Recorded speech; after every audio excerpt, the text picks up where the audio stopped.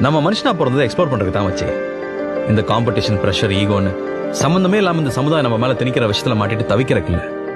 எந்த வேலையை பண்ணும்போது பணம் புகழ் தாண்டி மனசு நிம்மதியாகவும் சந்தோஷமாவும் இருக்கோ அதான்டா உனக்கு